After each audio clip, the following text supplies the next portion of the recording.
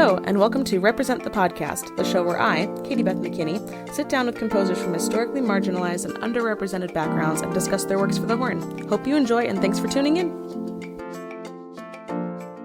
Hello, everyone, and welcome to Represent the Podcast. I am your host, Katie Beth McKinney, and today I have with me composer extraordinaire Quinn Mason, who is based out of North Texas and writes for just about everything you can think of, but the wind symphony music, orchestral music, brass quintet. We got a little bit of everything, I think. So we're going to talk today and dive right into it.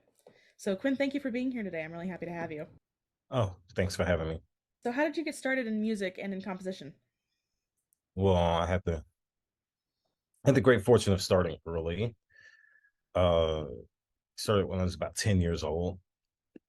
It was in elementary school, and well, let me just first say that classical music is something I found on my own. I listened to the radio a lot, simply because I was curious, and that led to me hearing a lot of things that sounded really cool that I wanted to explore more deeply. So I had been doing so much listening, I decided it'd be cool to try to create some of this music.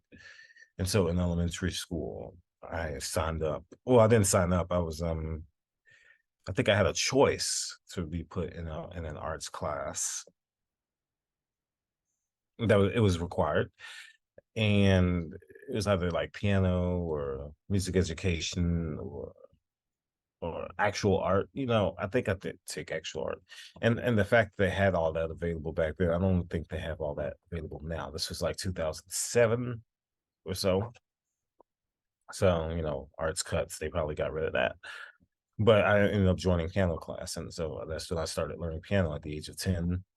I quickly progressed, and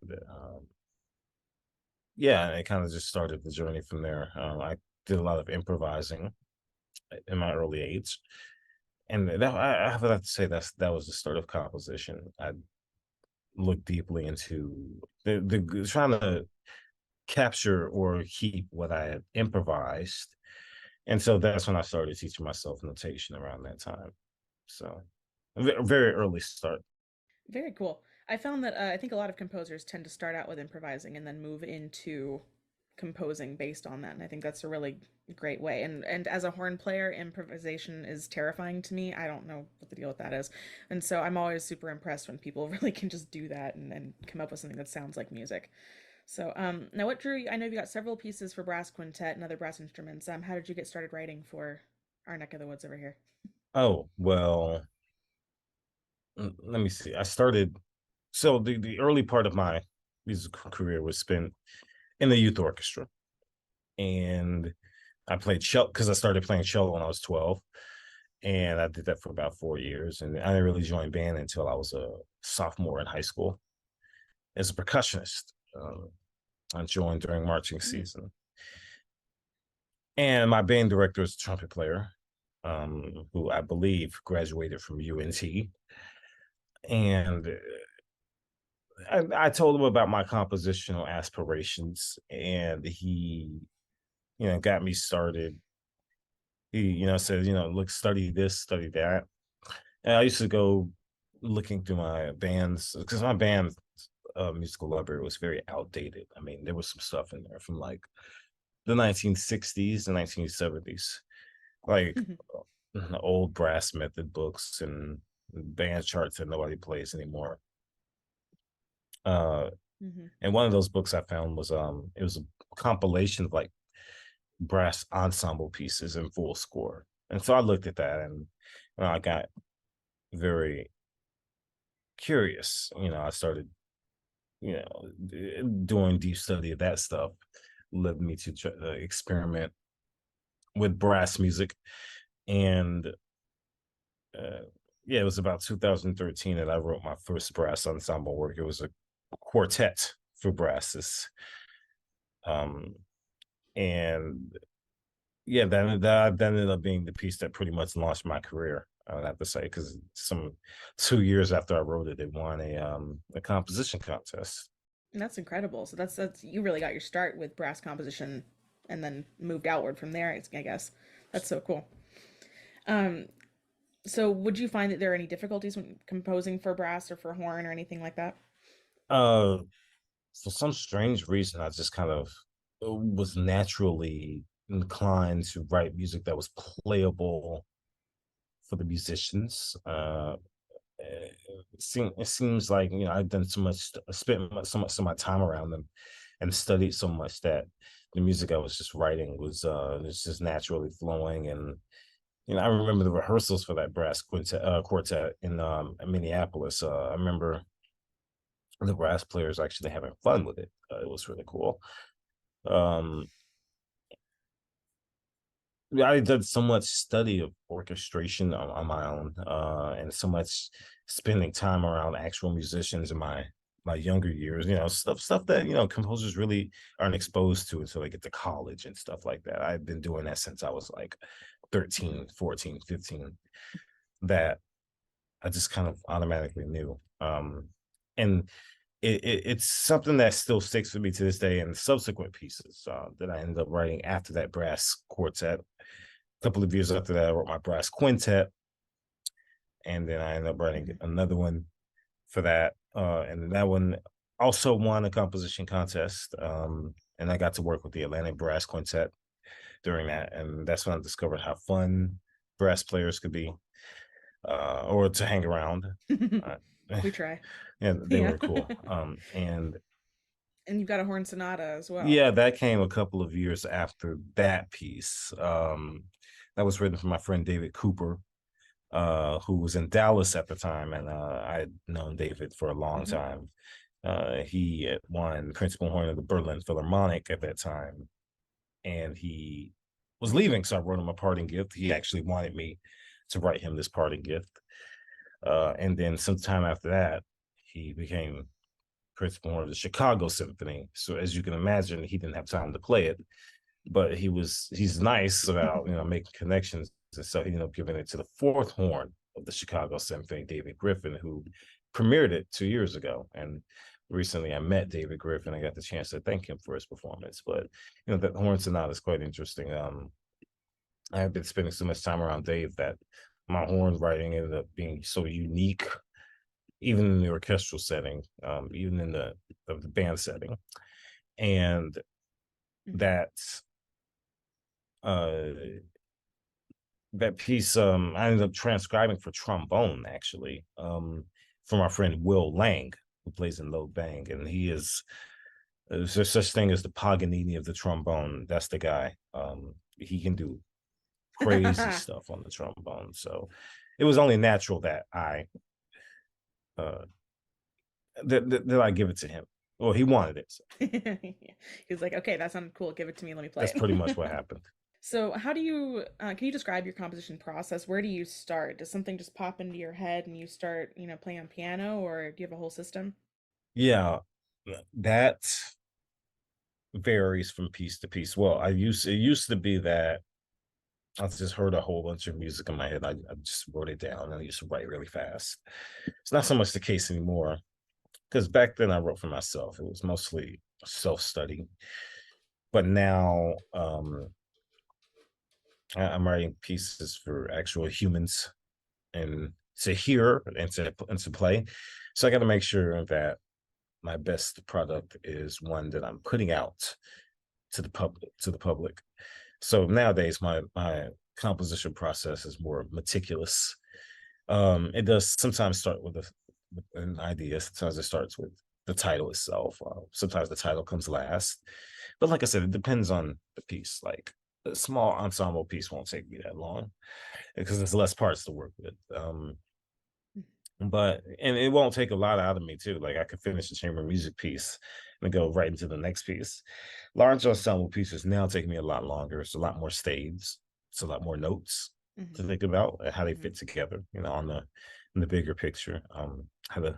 Had a talk with Aaron J. Kernis the other day, and he was like, "Yeah, the reason why large ensemble music takes so much out of you is because there's just so many staves." Um, and he's right. I mean, it's just like it's a lot to think about. So understandably, that takes me a lot longer. But what I like to do in any composition is like to create a map for myself how the composition is going to progress. You know what happens here, what harmonic language. It mostly wants to use form, instrumentation, kind of like a guidebook for football plays, but something like that. And usually the piece wants to go another way. Like I'll start writing something, and it decides it wants to be something else. And I don't try to fight against that. I kind of go where the piece wants to go, and usually it turns out better than I imagined. Sometimes not, but it's interesting. Now it's I've been doing this so long. I've been doing it for nearly 17 years. That Wow. it's an organic process. So I'm learning to trust my Maybe intuition? yeah that um and Kind of let it take you where it goes. yeah, pretty Yeah. much it's figuring out how to let the composition be what it wants to be rather than Mhm. trying to force it in one direction. And sometimes it doesn't end up going anywhere. Such is life. That must be frustrating when you reach a dead end and you're like, okay, where do I go now? Well, I mean, I sometimes usually have so much of the piece written that I can just reuse the ideas in it. I've done that before. Hmm. Sometimes I don't let the ideas go to waste. Sometimes I'll have half a piece written and no way to complete it, but I'll end up using the ideas in other pieces later. So that's a beautiful part of it. You get to kind of storm away like little future memory bites. Yeah. So where do you find inspiration for your music? I have one composer I spoke with said she has music that comes to her in dreams, and other people pull from nature. Do you find that you have a source that gives you that spark? Usually do different situations. Um Sometimes dreams, but sometimes also life experiences, things I like to think deeply about, uh, things other people have told me about, stuff like that. Especially when I'm crafting a piece for someone else, I like to think about uh, who, what the performer likes to uh, think about or ponder on, and it makes for a piece that can connect deeply to. But I find that most of my music is introspective lately. Of course, you have some extroverted pieces, like Toast of the Town. That one it's an extroverted, but I wrote that because I wanted to. And it's kind of a fun piece that youth orchestras like doing. But I would have to say, my best, most successful music to me is the ones where on subjects where I've thought deeply about, like my Fourth Symphony, which is about time travel, or my favorite piece of mine that I've written, Svitani, which is a Czech word for rebirth. Um, I like how that piece turned out. Uh, and yeah, it's mostly about the stuff I like to think deeply about, but really, inspiration can come from all sorts of sources, from interactions with other people to text and email that I've gotten. I'm kind of serious when I say that because my recent piece, Inspiration, actually got its name when I sent it to the conductor who's going to premiere it. I didn't have a name for it. I was like, I have this piece, but I don't have a name for it. He was like, yeah. He listened to it. Was like, yeah, I love your writing. It's very inspired. And I was like, okay, there's my title right there. Well, you just never know. So That's incredible. I love that it kind of like again happens organically. It feels like maybe more of your process is built on that or interaction between the music and real life, which is really cool. Now I'm curious, this might be a silly question, but is there a different feeling when you have maybe like a smaller piece, like a solo or a chamber piece being played on a stage in front of you versus like a full symphony and getting to sit down and watch that be performed and premiered? Is that like, I don't know, does it feel different? it used to feel different. I mean, it's a little bit more energy when there's more people on the stage. But if you have chamber music performers who are equally as electric, I would have to say the experience would is about the equivalent. Um, Really, and it also depends on the type of audience too. But at the end of the day, it's still my music being played for an audience. So I mean, there's that experience, and there's the experience of someone interpreting my thoughts in real time, whether it be a soprano and piano or a concert band or anything like that. Um, it's I would have to say the experience is about the same.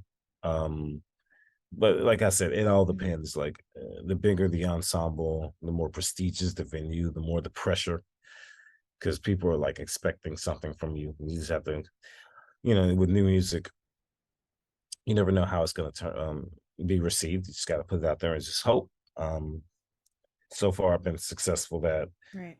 my most personal thoughts are actually connecting with people and musicians and sounding good to people.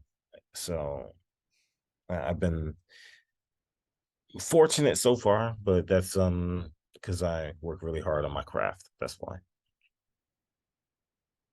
Hmm. Is it hard to be vulnerable with a piece that you've spent all this time and commitment to, and then letting it go out into the world to possibly get feedback from people? Is it Yeah, hard to let go? especially if it's a piece that I'm not completely satisfied with. But that's why I work so hard on. That's why I work so long on them, because I want to make sure I put out a piece that I'm very satisfied with. That is um a piece that will ultimately make some sort of impact, whether it be to the musicians, to the audience. Uh, eh, it's definitely kind of opening yourself up and leaving yourself to the audience, and also to the musicians that are playing it too, especially if they're premiering a piece of yours. Um, it's getting feedback from them is paramount. I would have to say. It may not be hard. It may not be easy at first, but down the line you'll find out. Oh, well, that advice is very helpful, or it cannot be helpful. I mean, it all depends on your situation.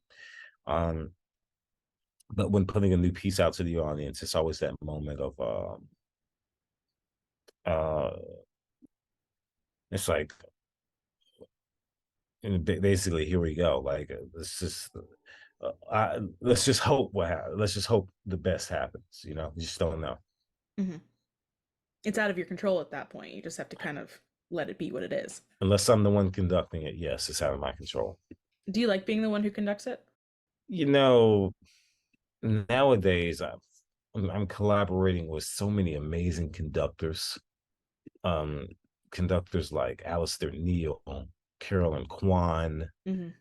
next season, Michael Stern. Oh, cool. Who else am I working with next season? Shoot, but who else have I worked with that I really like? Alistair Willis. Hmm. I'm getting to work with master conductors Hmm. who spent years, decades on their craft, getting to learn from them, and allows me to sit back and listen to how they interpret not only my work but the other works in the program. Is I would have to say, when given the chance, it's nice to listen. Hmm. It's nice to sit back and it's nice to learn and watch how a master does things, so I can learn from my own conducting. So I can learn how they do things, how they talk to the orchestra and things like that. Um, So I guess in that case, I only conduct when I'm called or when I'm really needed to conduct, when I'm especially invited to conduct. Hmm. Although I had the experience recently, when I was with the New Haven Symphony, I was working with Alistair Neal, and he had seen that there's a video of me conducting one of my pieces that he was doing, and he saw that video, and we had a score study session at his apartment that was very helpful. We got some really cool work done there. And then he goes, I think I want to listen in the hall during a rehearsal. Would you conduct the orchestra for me at the rehearsal tonight? And I said, are you sure? He said, I know it'll be in good hands because I saw you conduct the piece on the video. And I said, if you want me to conduct, I'll do it. He said, I want you to do it. And um, pretty much that night, at the rehearsal, after he had rehearsed it through, he said I needed to be run, and yeah, he called me up and conducting New Haven Symphony that night. Wow. The orchestra was cool about it too. They were all very complimentary and very nice about it, you know. Hmm. So that was a rare case where I was absolutely needed to conduct. But if I'm not, I like to listen. Have there been any times where a conductor's vision of your piece is different than how you imagined it? Uh, yeah, experience of working with so many different conductors, there's so many different interpretations of my music that I didn't think was possible. Like the way that Alistair Willis does one of my pieces with the South Bend Symphony is way different than how Jerry Junkin does one of my pieces with the UT band. Sure. Because it's like, they all see the same notes, but they think differently about it. That's the beauty of it. Going so many different places, hearing the different sounds of different orchestras, hearing or seeing, how different conductors interact to get all these different interpretations. And sometimes that informs my interpretation too, even though, like I heard it on the MIDI, but that's not how, I mean, That's not live performance. yeah, I mean, it's somehow like I imagine. It's a simulation of what I imagine, but it's not accurate because it's still like not it's not people playing it. It's a computer playing it. And Right. then when you hear actual people playing it, and then more people play it, then that really informs future performances too. And I find that sometimes, like one of my pieces has been played so much, other conductors are learning it off of each other. It's kind of like a real time AI machine learning. Where other conductors are looking at other conductors and going, okay, so I'm gonna try that, and then they're looking at those and the others. It's really fascinating to watch a kind of standard build around one of my pieces, even though one of the conductors I haven't worked with, so it's like purely his interpretation Hmm. that other people are basing it off of. But I'm not complaining about it. I actually like it. It it's interesting. It's fascinating when one of your pieces gets played so much that a performance standard builds around it like it's a repertory piece or a warhorse piece, It's becoming canonized, I guess. something like that. Now, you mentioned AI. This is not something I meant to ask, but now I'm curious. The big internet discourse lately has been how AI is going to affect musicians and composers and all that. Do you have any thoughts on the changing technologies available to us? I can't remember who I was talking to about this the other day, but I was talking about it the other day with a fellow musician. Yeah, this was I think it was earlier this week. Talking to a fellow composer about it. And I was telling him, look, I don't think that composers and musicians have anything to worry about. I mean, of course, there are going to be some people who are going to want to take the easy route and not want to pay for music. So they'll try to AI generate it. And it's like, look, AI couldn't even finish the Schubert Unfinished Symphony. And they tried to finish the Beethoven 10th Symphony and it sounded nothing like it. Like, Mm, well, it makes them think that we're gonna have they're gonna replace human musicians. Plus, of course, like there's I feel like other musicians aren't gonna use it because there's gonna be the human element missing. The whole um working with a composer to bring a piece to life, that's gonna be missing if you're working with if you're computer generating music. So as of right now, I don't think because there's not going to be a shortage or of of jobs available to composers due to AI. mhm. I don't really see that happening. Um, I mean, this is nothing new. This has been a controversy for decades, like a couple of decades ago in the 2000s. Um, and I read this on a forum like 10, 15 years ago. But in the 2000s, around the time software instruments started coming out, there was controversy because like there are some ballet companies instead of hiring musicians they would use these software instruments which of course now we listen to them they sound dated and they sound nothing like a real orchestra but to cut Mhm. costs they would blend real instruments with those very obviously fake sounding instruments. And yeah, there was uproar from that. Nobody really does that anymore. Hmm. Thank goodness. Yeah. Um, but especially if you listen to like a commercial or sometimes a movie trailer, usually it's electronic instruments. Some film scores hardly use live orchestra anymore, which is a shame. Hmm. um I agree. but as of right now, yeah, no, I don't see AI or machine learning. I don't really see it taking the place of actual musicians. I just don't. Hmm. I think so many of us value that human element in our music. That's why we do it, is to make connections with the audience, to make connections with ourselves and with our people we're playing with on stage if we're in an ensemble.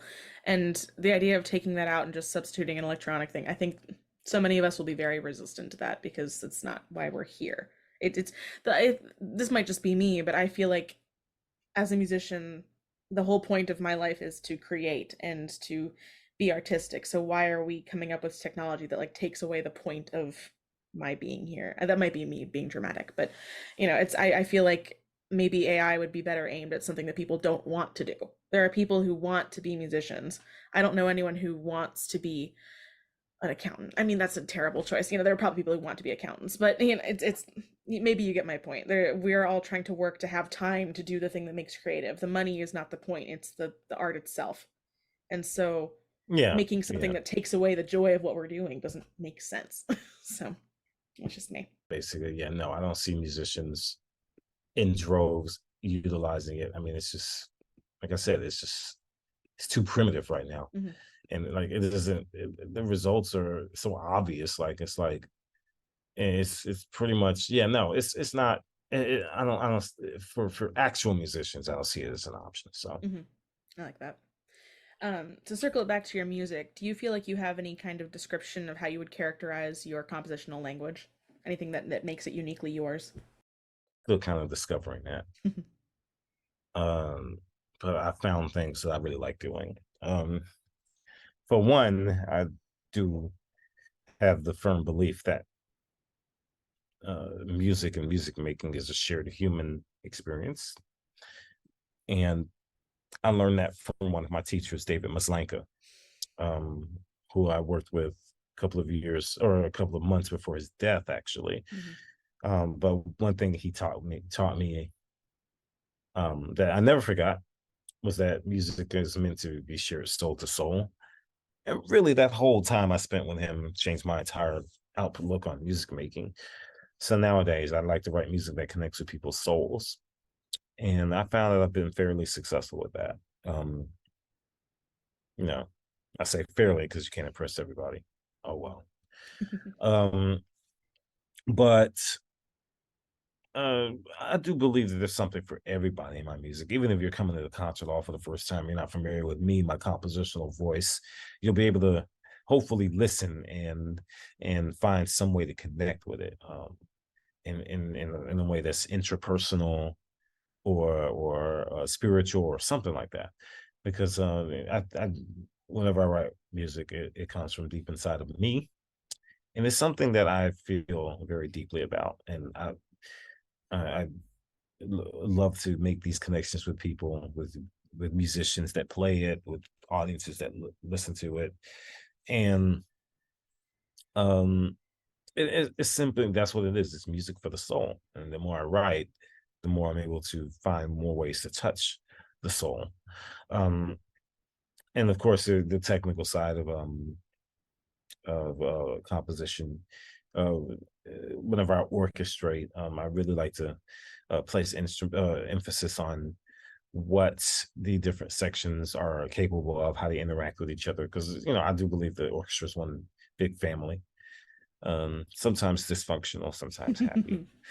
Um, and and whenever I craft something, I make sure that the different sections have something interesting to do.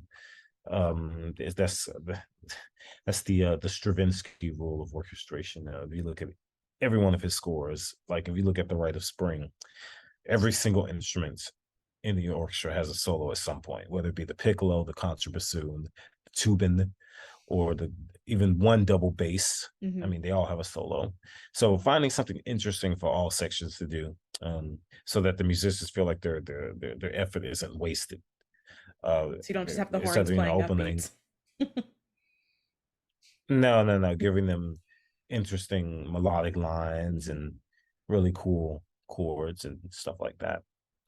Um, yeah, it's just basically, making sure, when the musicians see your work on the same, they go, oh, this guy again.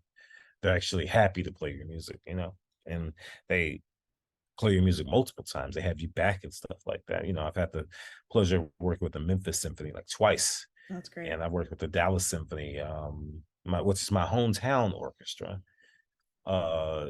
This I'm working with them this week, so 4 times I would have worked with them. But that speaks, and to they my music wasn't good, they wouldn't play it. Hmm. Uh, just being completely honest, like if my music was not good, nobody would play it. Absolutely right. So there's a reason why, like they have played me so much. So I think I'm doing something right. Hope I am. Hmm. I would say at this point in your career, you're well known, and you're getting all these amazing commissions. Are you finding that people are coming to you to commission your pieces now, and you're past the point where you have to approach people, say, "Hey, do you want to play this thing that I'm doing?" Oh, no doubt. I mean, I've definitely worked hard to create a name for myself and distinguish myself as a composer of note in an industry that is oversaturated with composers. Hmm. But I've had the great experience of um, getting to know amazing composers in my field. Like I said, I had a lesson with Aaron J. Curtis the other day. Amazing human being, amazing soul, great person. Another colleague of mine, who I got to know, uh, John Ziner, who was another Dallas composer. I really like it and admire him as a person. And so, like um, amazing colleagues in the field. Well, I still got to distinguish myself somehow. And now I think I've worked hard enough, you know, not only traveling the circuit, but also making the necessary connections to make people go, oh, well, this guy is actually serious business. He's not just playing around here. And in writing music that people actually find interesting enough to want to play not only once but multiple times. That's a skill in itself. Like that's not easy to do, and I worked hard at making sure that was something that um, was feasible for me. And so now I have the great pleasure of receiving very generous commission offers. Um, some of them I've had to say no to because I just received so many, Hmm. but some of them I said yes to. Um, uh, it's not public yet, but I'll say it anyways. Like a commission from the Big 12. I don't know if y'all know what that is. The Big 12 Band Directors Yeah. Association, Wow. which is like all the great collegiate bands: Baylor, UT, OU, Hmm. Cincinnati, Hmm. and they said write whatever you want. Wow, that's incredible. Uh, yeah, for those who are listening, I just rubbed my hands together like Birdman. Um, but I mean, there's some cases where I go up to a conductor I really like, and I'm like, man, I want to write something for you. Like Dr. Andy Hmm. Traxel, who conducts the UNT Wind Orchestra.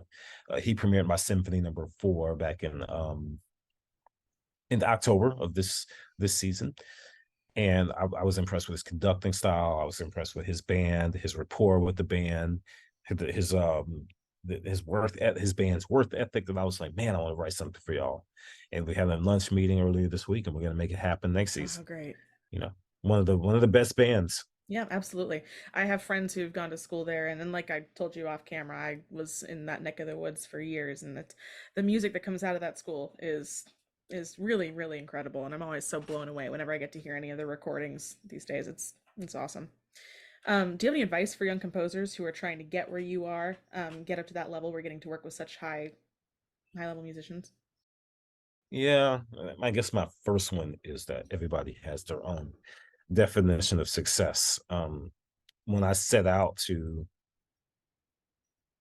do when I set out to embark on a career as a musician for hopefully the rest of my life, I didn't have a plan in mind. Even though I had like a vision, I didn't know how I was going to get to that vision. I kind of navigated these backwoods and took these detours and things like that. So where I ended up today, I can have never imagined myself being.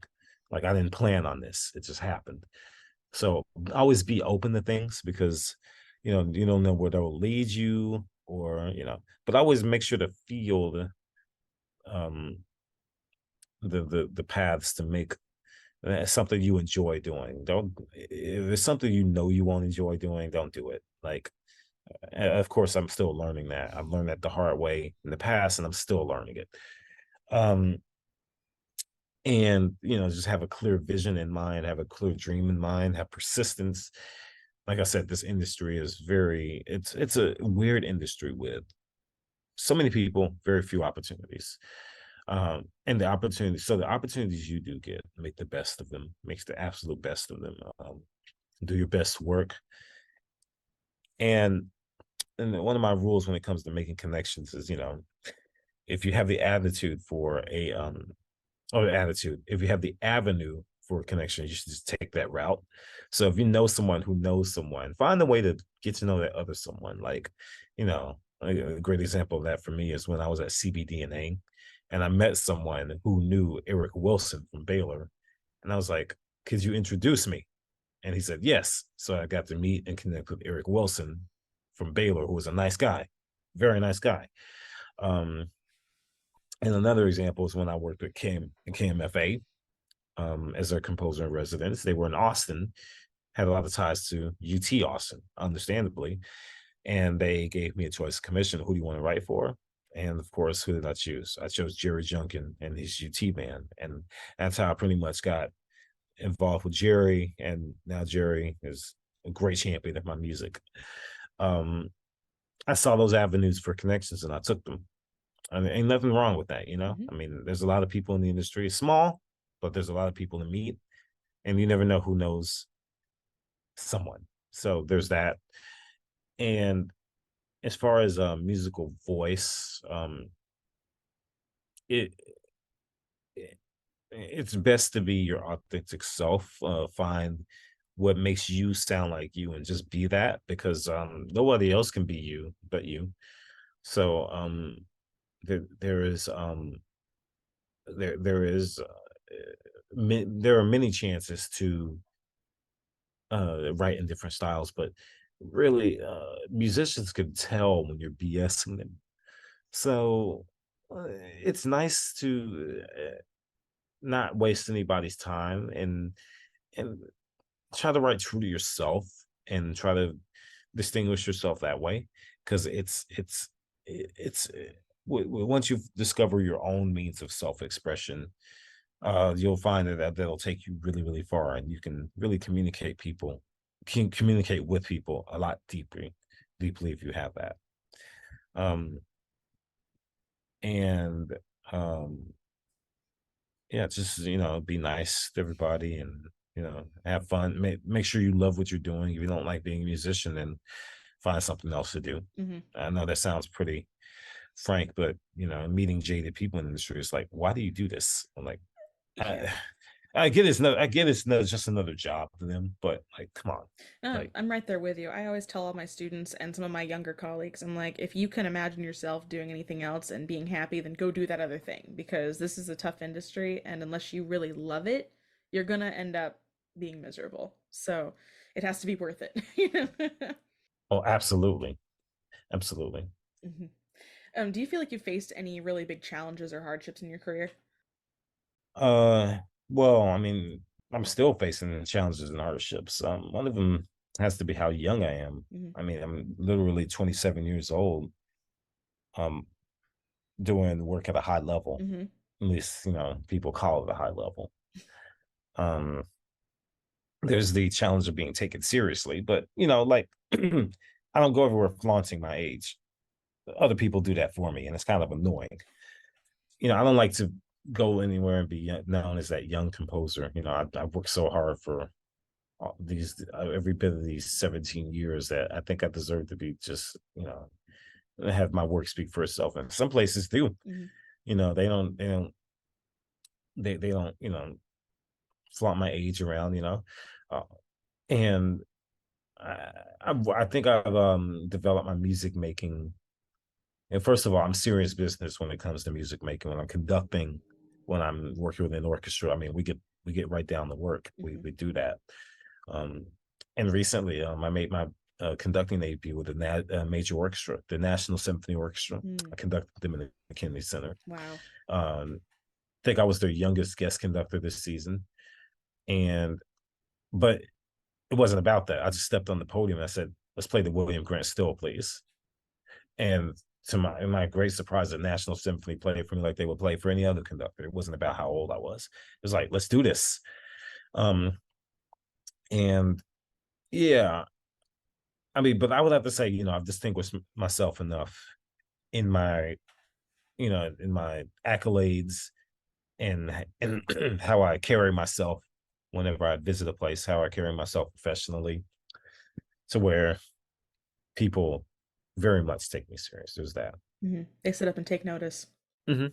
There's also the issue of well, I would have to say this. I have to say this. I used to be tokenized in programming. Used to be, because I think pre-pandemic, the only orchestral pieces of mine appeared on like Martin Luther King programs. I remember that very clearly. Thank goodness it was with a conductor I actually like working with, who later programmed me in a subscription series.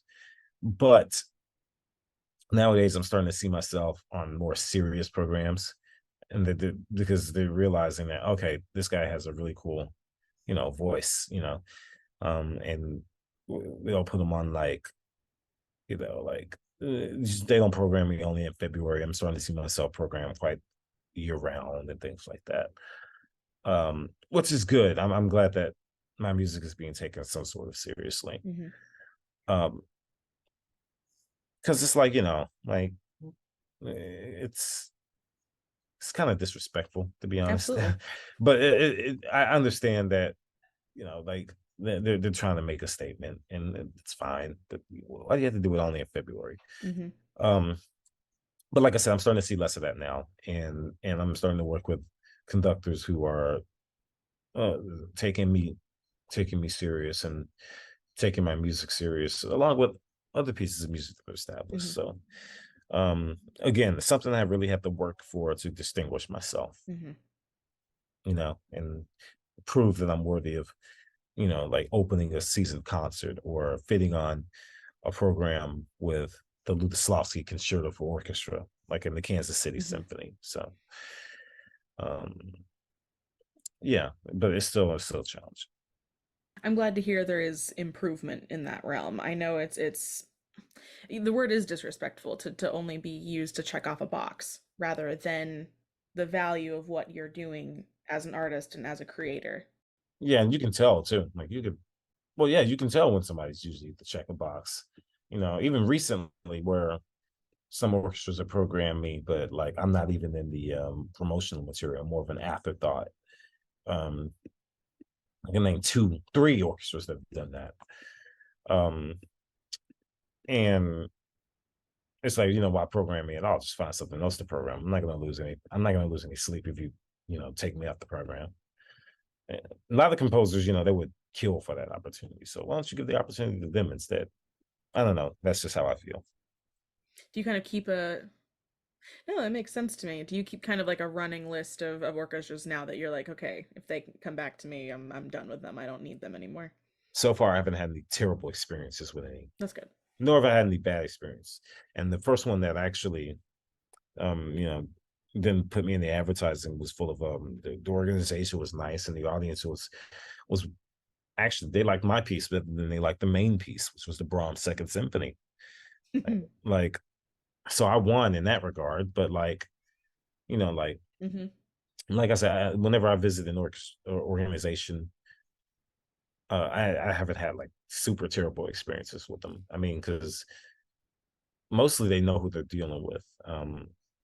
and I try to be like my most cordial whenever I visit an organization. I'm like, thank you for having me. I do all sorts of outreach in the community as a favor to them. I do all sorts of stuff for the organization that Hmm. they can't treat me like that. They can't. And if they do, like, well, they're gonna hear about it. If they're not gonna hear about it from my manager, they hear about it from me. Because I have no Hmm. problem making my thoughts known on that issue. Um, but yeah, like I said, most of the organizations I've worked with have been nothing sort of cordial and friendly and welcoming. That's good. That's what we're hoping for. There were a few small issues, but they were so minuscule that I don't really drill them that much. It's not worth writing off the entire relationship. It's just, learning and growing pains, I guess. Yeah, no, and like I said, none of them have been terrible. So That's good. If you could change anything about the music industry, what would you change? definitely find a way to get more opportunities for people in an industry that just has too many people in it. Just finding a way to get more opportunities to where there's everyone has some sort of musical outlet. Hmm. Like a lot of people that graduate from conservatory but don't have a guarantee for a job, so just kind of freelancing for a while, and there's nothing wrong with that, but and I Yeah, that's guess what I do. there's gathering up, yeah, there's a sort of gathering up experiences for when you do take that audition. But in terms of like composers where you graduate a composition degree. I don't have a composition degree, by the way. Oh, cool. I don't have any degree. I had a weird college career, but you graduate with a composition degree, and then it's just it's like, what do you do after that? I mean, I'm speaking to the experience of colleagues I've spoken with who graduate college, and then it's like, what next? Hmm. So I've definitely consider myself lucky in that regard because this composition is a hard thing to make a living in, and that's what I do full time. I don't know how I did it. Um, and conducting is even worse because it's like there's so few jobs. I mean, there's community orchestras where you can form your own ensemble, but Hmm. assistantships are hard to come by, and it's like I said, just more opportunities for more people Hmm. somehow That's the dream. one day. Now you're working with these major orchestras and major ensembles, and you're moving up and everything. What's your goal? What's your big dream ensemble to work with? Well, let's see. I've had so many different amazing experiences with the ensembles I've already worked with that I wanted to work with them again. Like the UNT Wind Orchestra. That Hmm. was as someone who grew up not liking the band, having worked with a top level band like that. Of course, Jerry Junkin and his UT Wind Ensemble, or UT Wind Ensemble, which is like the Rolls Royce of wind bands. Getting to work with amazing bands like that, and of course, I'm working with Jerry again with Dallas Winds in a few months. Hmm. Um, like just working with amazing ensembles like that. In terms of the symphony orchestras, I've worked with some amazing orchestras that have some great people in there, like the Minnesota orchestra is full of great people. I've worked with them. San Francisco Symphony. Who else have I worked with? Uh, who, New Haven Symphony. A lot of the regional orchestras too, but a lot of the major orchestras, national. Uh, Next month I'm working with Cincinnati Oh, Symphony. cool. Um, and I've worked with New World Symphony too. Chad Goodman. Hmm. Great people. And Chad Goodman is a good man. You probably heard that before. Uh, yeah, I'm getting to collaborate with some amazing people right now. So it's just a matter of seeing who where I go next and who I get to work with next. Like I'm working with Michael Stern in the Kansas City Symphony next season. I can't wait for that Oh yeah. because Kansas City is a great orchestra. Well, I mean, controversy right now aside, Yeah. this will be dated in a few months when that gets sorted out. Hopefully, it gets sorted out. Fingers crossed, because that's a whole mess. But Hmm. Yeah, hmm. it's not a good look. Nope. Nope. People are going to be Well, listening this years from now, going, "What?" Yeah, I don't even remember what they're talking about. Well, we'll hope by then it'll be resolved as it should be, and people won't have to think about it anymore. We'll see. But Mhm. now I'll ask the fun little wrap up questions I always do. What hobbies and activities do you do for fun outside of music? Because that's not a hobby. Yeah, I like to read a lot. Mhm, Um, Mostly music related stuff, sometimes biographies. I used to like writing a lot. I need to get right back into that. mhm. Like literature, like poetry, novels and stuff. I haven't done that in a while. I think I should get back into it. Do you think that's related to composing? It used to be. Hmm. Well, no, it is. It is. It is. It is because I have some friends that are writers that I get inspired by their work, and I love to set their work. So it's That's cool. yeah, it goes hand in hand. Mhm, Um, yeah, a lot of that creative stuff. mhm. And then, who is your favorite composer besides yourself? I'm not my own favorite composer. No, no Um, composer I've talked to has said that they're their own favorite composer. I always like to ask, anyways. well, I really like John Adams' music.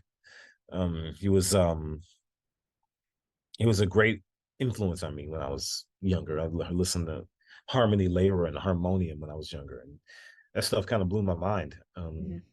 So I bought the scores, studied up. Some years after that, met John Adams, nice guy. How cool. So met Esapeka, Hmm. a really nice guy too. We think about composition very similar.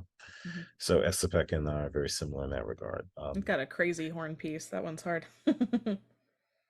He was a horn player, so Hmm. he's like, yeah, he all of it, even in his orchestral music, his horn parts are crazy.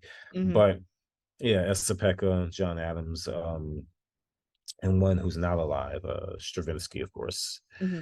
who had the great talent of writing in many different styles, but still sounding like himself. Hmm. That's very rare. That I don't know how he can do that. Like you can instantly identify Stravinsky from like the first few bars. Hmm. That's a talent I wish I had. I feel that Tchaikovsky was the other one who could do that. You can always tell it's Tchaikovsky. Yeah, yeah, no doubt. Well, that has pretty much brought us to the end, but it sounds like you have a whole bunch of upcoming projects in the next, few months and year. Do you want to talk about any of those? Yeah, most of my next season will be visiting various orchestras. So Kansas City Symphony, I kept mentioning that. That's the one I'm very excited about. Hmm. Of course, I'm returning to the Memphis Symphony for a third time in October. Fargo Moorhead Symphony, where I did a conducting workshop about a year ago. And now I'm returning as a guest composer to open their season.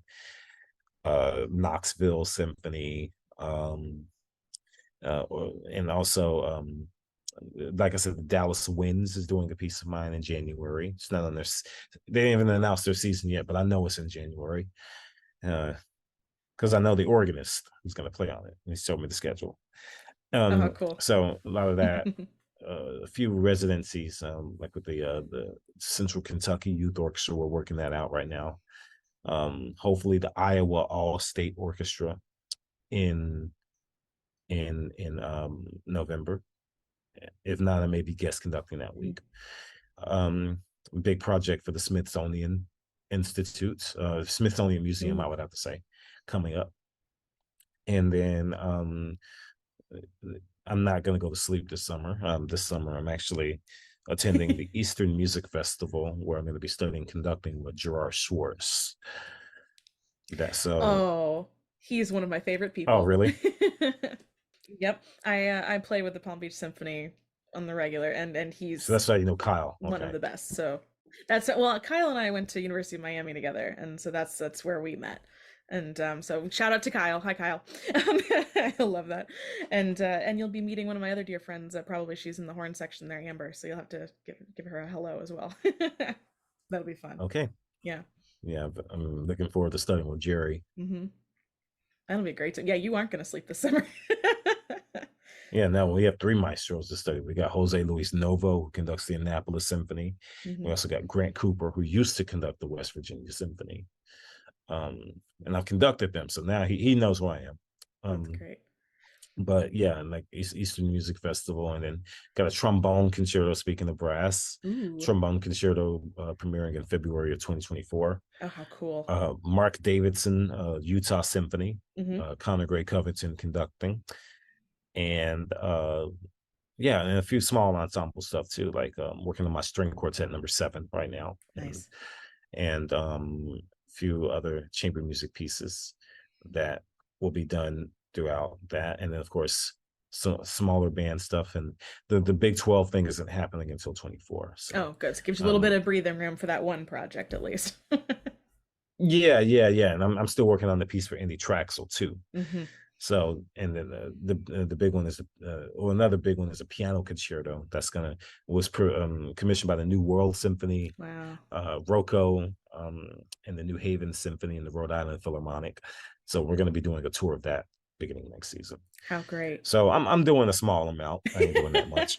Yeah, I don't think you're busy enough. I think you should take on like 4 or 5 more projects, Yeah, I think so too. So, listeners, if you want to find Quinn's music, you can go to his website, which is masonianmusic.com. I hope I pronounced that correctly. Great. And then, are you on the social medias where people can come follow you? Yeah, my Instagram handle is Quinn Mason Composer, all one word. And then my Facebook is just Quinn Mason. And I mostly post career stuff on there. No thirst traps. Sorry. Yeah, sorry, not today, friends. That's great. Well, Quinn, thank you so much for joining me. It was really nice to get to talk to you. I look forward to seeing all of your music coming out in the next year. It sounds like it's going to be a really beautifully creative year for you. So that's so cool. And listeners, thanks for joining us today. And tune in a couple weeks for our next episode. And we'll be back with you next time. Thanks so much. This has been Represent the Podcast. For more episodes, you can find us at Spotify and Apple Podcasts or on my website, www.katiebethmckinney.com. If you liked what you heard today, please rate us 5 stars or leave a review. Thank you for listening.